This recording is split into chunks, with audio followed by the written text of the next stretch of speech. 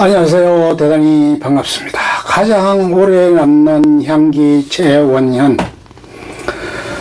봄이란 자연질서 가운데 가장 반갑고 신비한 것이 아닐까 싶다. 죽은 듯 까맣게 버렸던 땅이며 나무가 어떻게 봄이 된 것을 알고 싹을 틔워 올릴 생각을 하고 온 땅을 녹여서 생명을 불러내는지 신기하고 가상하다.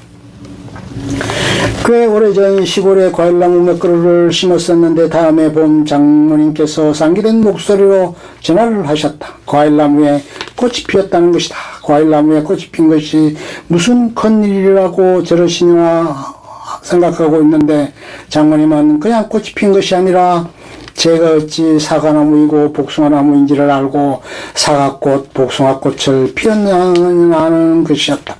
그냥 아무렇게나 피는 것이 아니라 제가 피워야 할 꽃이 무엇인지를 분명히 알고 확실하게 그 꽃을 피워낸 나무가 기특하고 사랑스럽다는 것이었다. 그러고 보니 그랬다. 우리 일상에서 주어지고 되어지는 일들을 너무나도 당연하게 생각하기에 고맙다거나 신기해하지도 않는다. 귀하다거나 감사히 생각도 않으며 그래서 늘 하찮게 여긴다. 그렇게 어제 한 약속까지도 까맣게 잊어버리고 사는 인간들이니 저 하찮아 보이는 나무가 그것도 길고 긴 겨울 동안 죽었는지 살았는지도 모르게 까맣게 변해 있던 것이 어떻게 이맘때쯤이라 하여 후다닥 싹을 튀어내고 꽃을 피워내는지 참으로 알 수 없는 일이었다. 봄 자체가 기적이다. 봄이라 입속으로 되뇌기만 해도 풀향기, 꽃향기가 입안 가득 고이고 어디선가 벌나비가 날아드는 환상이 젖을 만큼 봄은 신비롭고 놀랍다. 그런데 박규환 선생의 봄은 안 그랬다. 이제는 봄을 기다리지 않는다를 읽다 보면 나도 모르게 가슴이 먹먹해진다. 어쩌면 나도 내 삶의 마지막 봄을 지금 맞이하고 있는 것이 아닌가 싶어진다. 아무리 봄이 희망이고 생명이라도 그 봄을 마지막으로 맞는다면 그게 어찌 희망이고 생명이라. 그래서 선생의 숲을 아직도 봄을 기다리며를 생각하면서 이제는 봄을 기다리지 않는다를 읽다 보면 안타까움 가득 선생의 심정이 더욱 잘 이해가 된다. 박규환 선생은 이 시대가 낳은 참 수필가다. 이 많은 공감과 감동을 자연스럽게 불러일으킬 수 있는 수필을 쓰는 작가가 얼마나 있는가. 선생의 호는 모헌이다. 1916년 전라남도 구례에서 태어나 일본 중앙대학 경제학부를 졸업하고 해방 후 고등학교 교사를 거쳐 조선대학교와 전남대학교에서 영문학 교수로 후학을 길러내시다가 1982년 전남대학교에서 정년을 맞은 영문학자다. 그런데 대학에서는 경제학을 전공했던 선생이 왜 영문학자로 변신했을까? 그 이유는 알 수 없지만 선생의 수필 작품들을 보면서 문학 지향적인 취향과 기질이 경제학자보단 영문학자 쪽이 더 맞다는 생각이 들겠다. 매원 박영구 선생이 어느 날 박규환 선생의 수필을 읽어보았느냐고 물으셨다. 책을 보내주셔서 읽었다고 했더니 아주 반가워하시면서 수필 좋지 하셨다. 웬만해선 좋다고 안 하시는 매원 선생인데 모은 선생의 수필은 좋다를 연발하셨다. 모은 선생은 평생 병치레를 하셨어인지 겸손히 몸에 배어있었다. 매원 선생이 좋다 하는 그런 수필을 쓰면서도 모은 선생은 늘 어쩌다 쓴 글장난이라며 자신의 수필을 희필일로 여겼다. 글을 하찮게 보는 것이 아니라 그만큼 겸손하셨다. 그런 그분에게 1993년 제6회 현대문학 수필문학상 대상이 주어졌다. 웬만한 수필가들도 박규환이라는 수필가를 아는 이가 드물 때였다. 그런데 그냥 수필문학상도 아닌 대상이었다. 이 대상은 1977년 제1회 금화 피천덕 선생이 받으신 것을 시작으로 16년이 되는 그때까지 단 5명 피천덕, 이희성, 김소운, 김태길, 차주한 밖에 수상하지 못한 권위 있는 상이었다. 그런데 그런 상을 박규환 선생이 받은 것이다. 하지만 그의 작품을 몇 편만 읽고 나면 금방 당연히 받을 만한 분이었음을 이해할 것이다. 1990년 선생은 아내와 사별을 한다. 서울 부울광청변의 10년 중 3년을 아내와 함께한 상태였다.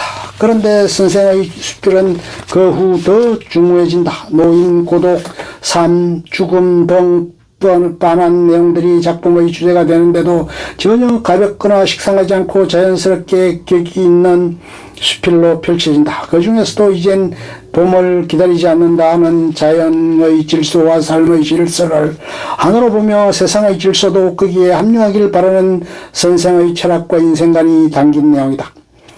피워지는 꽃들의 섭리, 오고 가는 생명의 질서, 태어나고 죽는 삶의 철학이 담담하면서도 절절하게 그려진다. 지난한 삶을 살아온 자만의 달관한 느낌이며 아쉬움이며 반성이다. 그러면서도 어떻게 삶을 살아야 할까 하는 방향을 제시해준다. 자포자기가 아니라 순명이다. 아름다움은 받아들임과 때를 압니다. 내가 아는 때 너희도 알라는 가르침이다. 그런데도 그런 선생의 수필을 읽는 마음에 안타까움이 가득 찼다. 난 편지를 드렸다. 아직도 봄을 기다리며 해서 이제 봄을 기다리지 않는다로 끝나버리지 않도록 다시 봄을 기다리며를 쓰셨으면 좋겠다고 했다. 그러나 선생은 당신에게 몇 번의 봄이 남아있건 주어진 삶에 순명코자 하셨다.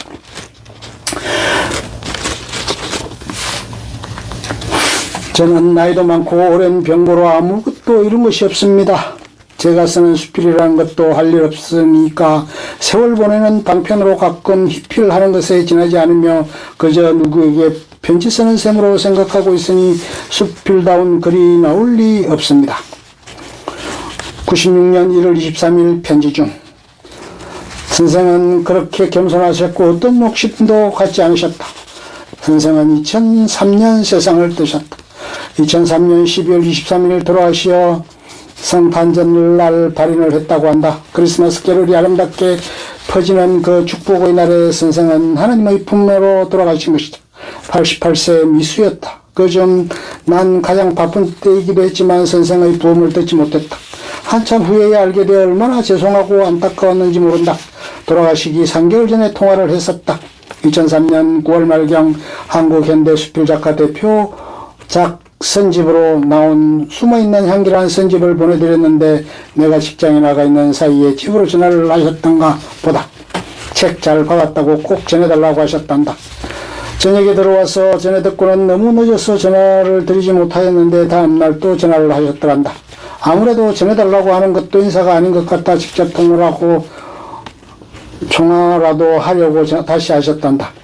그러니 그 전화도 내가 받지는 못했다. 다음날 토요일이라 조금 일찍 집에 들어왔는데 또 전화가 왔다. 선생께서는 숨이 가빠하셨다. 글을 쓰는 사람이 몇 자라도 펜으로 써서 축하와 감사를 해야 도리인데 병중에 누워있어서 그러지 못해 목소리로라도 직접 축하하고자 하셨단다. 그러면서 일어날 수 없어 전화를 걸어달라고 하여 누워서 전화를 하고 있는데 이해해달라고 하셨다. 너무나도 죄송하고 감사하고 부끄러웠다.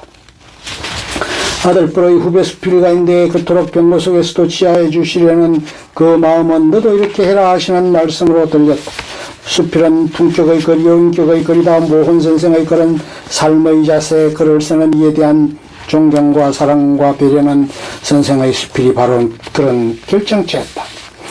작품 속에서 작가의 인격이 투영되거나 녹아나는 수필, 특히 이제는 봄을 기다리지 않는다를 읽다 보면 선생이 살아오신 삶 전체가 파노라마처럼 흘러가며 보여진다. 그런 글이 곧 사람이라는 말은 이런 때 이런 분을 두고 하는 말일 것 같다. 조금은 길고 사설적으로 보이기도 하는 작품이지만 난 선생의 이 수필을 읽고 있으면 다정하게 편지를 써서 보내주시고 아픈 중에도 전화를 걸어 격려를 해주시는 선생의 인품 곧 사람됨이 선연히 눈에 보이는 것 같아 좋다.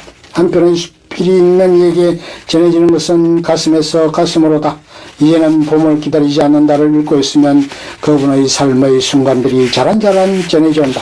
그리고는 조곤조곤 말씀이 되어 그리 살아라라고 말한다. 이제는 봄을 기다리지 않는다는 너희는 더 늦기 전에 더 열심히 살아야 한다는 말씀으로도 들린다. 좋은 수필의 힘이다. 선생은 그렇게 가장 오래 남는 향기로 수필을 다시 봄을 기다리지 않는다를 남기셨다.